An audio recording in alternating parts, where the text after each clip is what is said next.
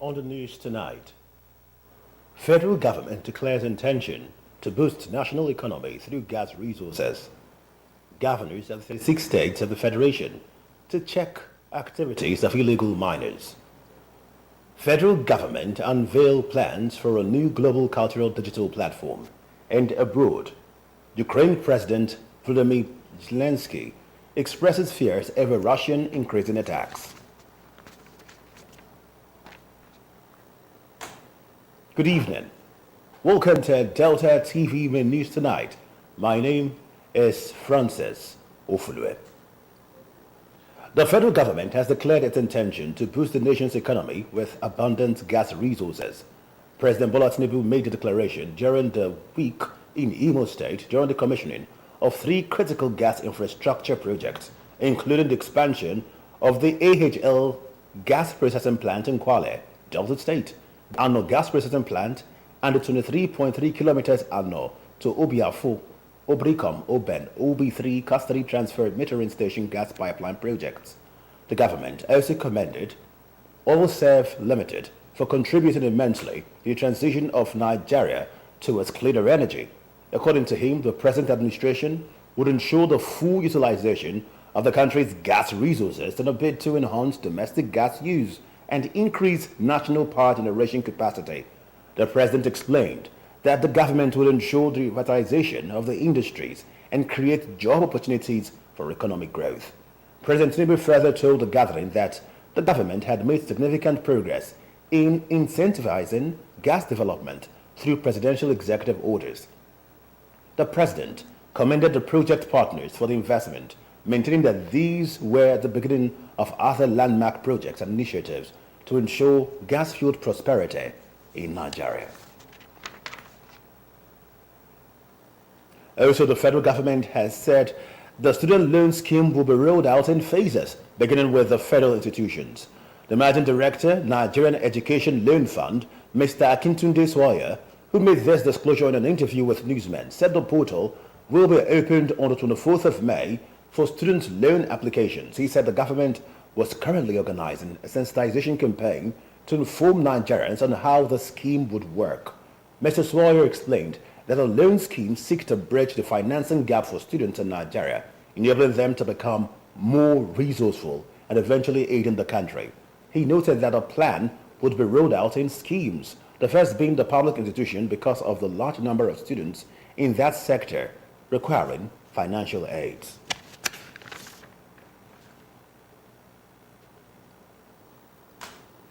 Governors of the 36 states of the Federation have resolved to check the activities of illegal miners in their states. The communique signed by the Kwara State Governor and Chairman of the Nigerian Governors Forum, NGF, Malam Abdurrahman Abdurazak, stated that the governors reached a resolution after receiving a briefing from the Minister of Solid Minerals Development, Dr. Oladale Alake, during their meeting. Dr. Alake had briefed the governors on recent policies, institutional and operational reforms undertaken by the ministry in harnessing the mining potentialities of the country and appealed to the governors to key in. He sought the cooperation of the state government in the drive to create an enabling business environment for investors, support artisanal and small-scale mining cooperatives, address illegal mining, and de-risk the sector. The minister encouraged state governments to form mining companies and apply for mining licenses. The governors welcomed the reforms, however, advocated stronger intergovernmental regulation in coordinating the activities of the sector, from licensing and surveillance to operational safeguards. Meanwhile, governors from the Northwest states have approached the United Nations for humanitarian assistance and rehabilitation of their geopolitical zone.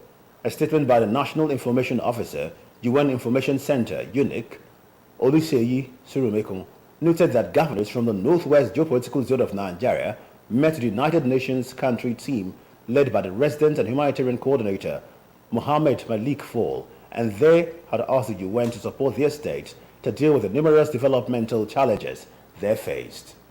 Many states in the Northwest have been adversely affected by banditry and terrorism in recent years, causing untold hardship on the people of the area.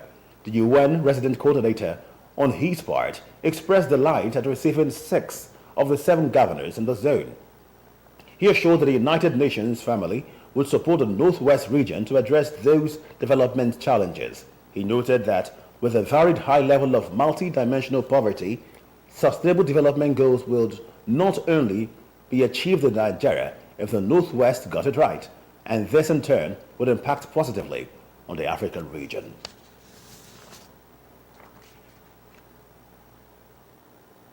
The rollout of Phase 2 of the human papillomavirus HPV vaccination exercise will begin on the 27th of May in 21 states of the Federation. This was contained in a communique signed yesterday by the chairman, Nigeria's Governors Forum, NGF, and the governor of Kwara State, Malam Abdurrahman Abdulrazak, following the NGF meeting held this week.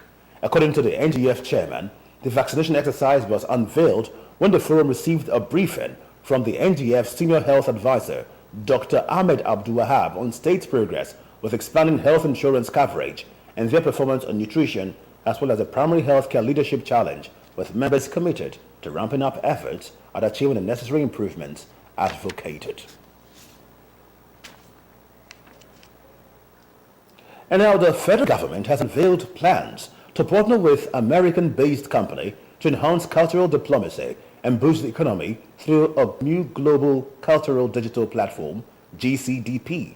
The initiative aimed at promoting Nigeria's rich cultural heritage on a global scale is a key project of the National Institute for Cultural Orientation, NICO, which has received approval from the Minister of Arts, Culture and Creative Economy, Hannatu Musa Musawa, for the Institute to work towards a successful venture. The digital platform, named Doodleplugs, is designed to increase international exposure to Nigeria's cultural assets and bolster the nation's creative economy in line with President Bola Tinubu's renewed hope agenda. Highlighting the platform's potential impact, the Executive Secretary and CEO of NICO, Otumba Biodu Ajiboye, said the Institute's partnership with the Nigerian-American company Asset Ecosystem, a subsidiary of ACI Entertainment, is to create a digital platform that will provide comprehensive access to Nigerian culture via the internet and social media. President Bola Tinubu has said Nigeria is a safe hub for investment, noting that a formalized solid mineral exploration will be the next growth vista for investors in the country. Speaking when he received a delegation led by the chairman of the China Railway Construction Corporation, CRCC, Mr. Dai Hengen, at the State House yesterday, President Tinubu assured the Chinese business executive that their investment in Nigeria is safe and that his government will further strengthen the business environment. The president stated that his administration welcomes the opportunity to expand business collaboration with the company, as well as upgrade critical infrastructure and facilities for the mutual benefit of both parties. The president also promised that his administration will always provide the needed support to ensure that the businesses thrive in the country. In his remarks, the chairman of the China Railway Construction Corporation highlighted some of the projects in the country and those completed by the corporation.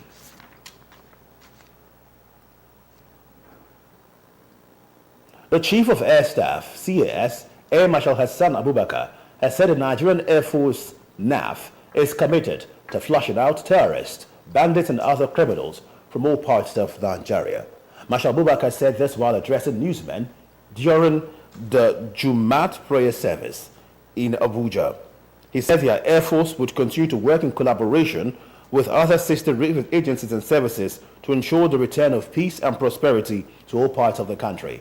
According to him, the essence of the Jummah prayer is first to thank God Almighty for all the achievements of the NAF and for the significant operational achievements in recent past. Marshal Abubakar thanked all Nigerians for the cooperation, support and encouragement to the Air Force personnel. He assured the airmen and airwomen that NAF had acquired a lot of platforms already, with more coming into the system, while reaffirming that a lot of welfare packages were being provided, urging them to look forward to better days. Interested applicants, particularly Deltans, have been informed that they can apply free of charge at the Nigeria Army's recruitment website for the ongoing 87th regular recruitment for trades and non-tradesmen and women. The exercise will end on the 7th of next month.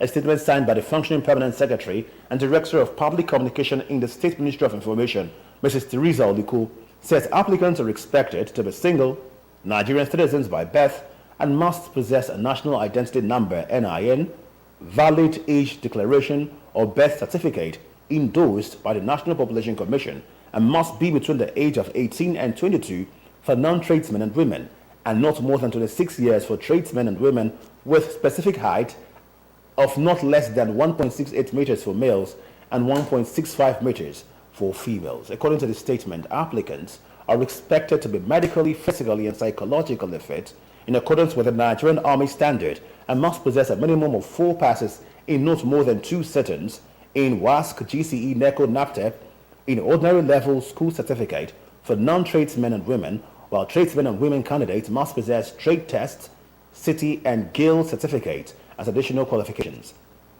Shortlisted candidates will undergo physical exercise from Thursday, June 20 to Wednesday, July 3, commencing at 7 in the morning daily at the Cenotaph Complex, High Court Road, GRA, Asaba. You're watching Delta TV News at 8. Delta Com.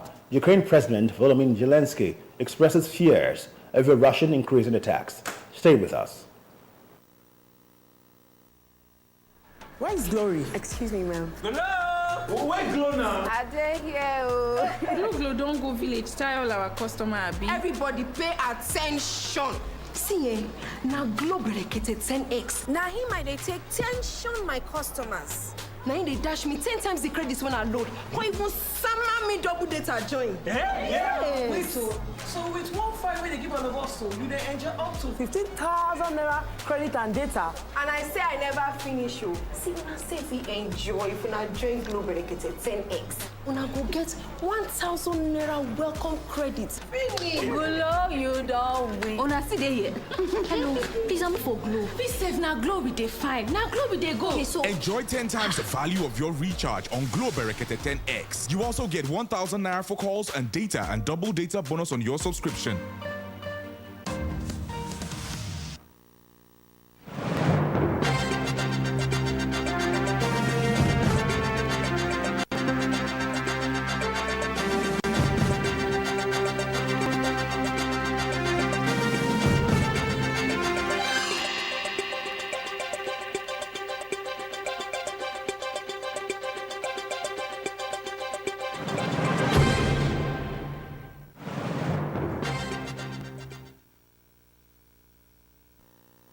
You're watching Delta TV Main News at 8. The global scene is next as we join our World News Desk. Ukrainian President Volodymyr Zelensky has said Russia could increase its attacks in Ukraine northeast following recent gains near the city of Kharkiv. Russian troops have been trying to push forward as Ukraine outgunned forces attempt to show up on the weakened front line. Mr. Zelensky admitted that there were issues with military staffing and morale, saying a number of existing brigades were empty. He told newsmen that the country's air fleet was lacking in renewed calls for allies to send more air defense and fighter jets. The U.S. recently approved a new $61 billion aid package for Ukraine, which includes military support. Russian forces recently began a summer offensive, grabbing a number of villages on Ukraine's northeastern frontier near Kharkiv, the country's second largest city. Kharkiv Regional Governor Oleg Sinegobov said today that nearly 10,000 people have been forced to leave in just over a week, saying that the situation is controlled by defenders of Ukraine. Meanwhile, the Polish Prime Minister Donald Tusk has announced the country will spend over 2.3 billion euro to fortify its eastern border against potential enemies. The border includes Russia, Belarus, and Ukraine. Mr. Zelensky also reiterated that more soldiers were desperately needed at the front lines. And in the U.S., thunderstorms have killed 7 people and left more than 500,000 homes and businesses without power in southern eastern Texas. Officials said residents in the area could be without power for weeks after Thursday's storm, which packed 177 km/h winds. The deaths were mostly caused by downed trees and power lines and lightning. The storm has moved on to neighboring Louisiana with flood warnings in place for the Gulf Coast. In an update last night, Officials announced the deaths of 3 more people, taking the total to 7. An 85-year-old woman died in a fire sparked by lightning. A 57-year-old man died trying to move a damaged electric pole, and another man who required oxygen was found unresponsive after he lost electricity. Officials had said earlier that 2 people died from falling trees and another person was killed when a crane fell over. A mother of 4, Christine Martinez, 31 years, was killed when a tree fell on a car. Now back home, the remains of Mama Charlotte, mother of former state PDP chairman, Brother Emmanuel Ogidi, have been laid to rest at her home or country home in Elu, Isoko North local government area of the state. The wife of the state governor and founder of the You Matter Charity Foundation, Deaconess Tobaro Bodewori, is among dignitaries who graced the occasion. Florence Oyibodoro has details.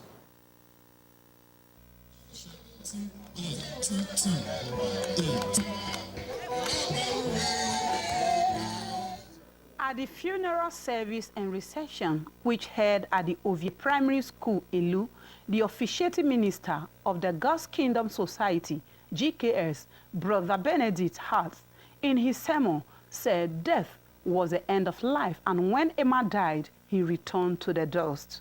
Brother Hart explained that death was a debt that every individual must pay.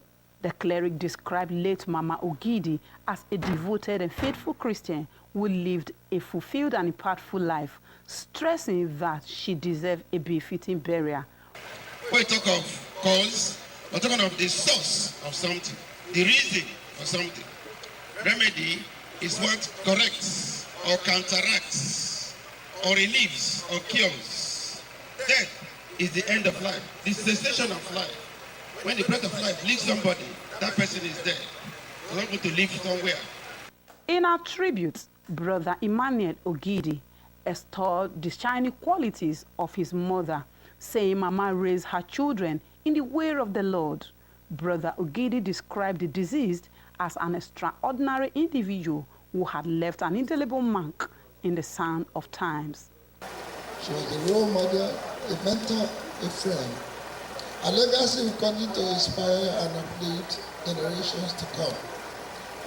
We shall celebrate her life, her love, and unwavering dedication to our growth and well-being. We thank God Almighty for a shining example of kindness, compassion, and wisdom. May all that Mama showed us continue to shine brightly, illuminating our paths and filling our hearts with peace, joy, and hope. The immediate past governor of the state, Senator Ifeanyi Okowa, Senator James Manager, the state PDP chairman, Chief Kingsley Esiso, the member representing Isoko South 2 in the State House of Assembly, Honorable Ferguson Onwu, former Chief of Defense Staff, General Alexander Ogbemudia, and other political leaders were among dignitaries who graced the occasion.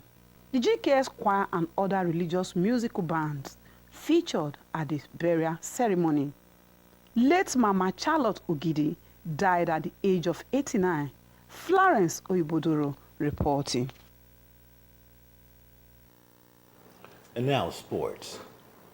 The Nigerian National League (NNL) has promised free and fair officiating at the Super 8 playoff tournament. The NNL Chief Operating Officer, Dr. Ayo Abdurrahman, disclosed this during the draw ceremony in Abuja. Dr. Abdurrahman said that the referees selected for the playoff tournament have been highly recommended by the referees body. The tournament will run from 7th through 14th June 2024, with all the matches to be played at the Nnamdi Azikiwe Stadium in Enugu. The El Kanemi Warriors will face Nasarawa United in the opening day fixture of the Super 8 playoff tournament.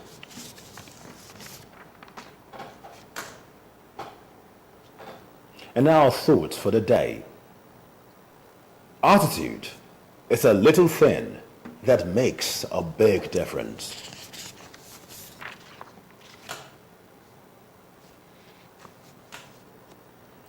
And that's the news, but before we go, a quick look on our major stories.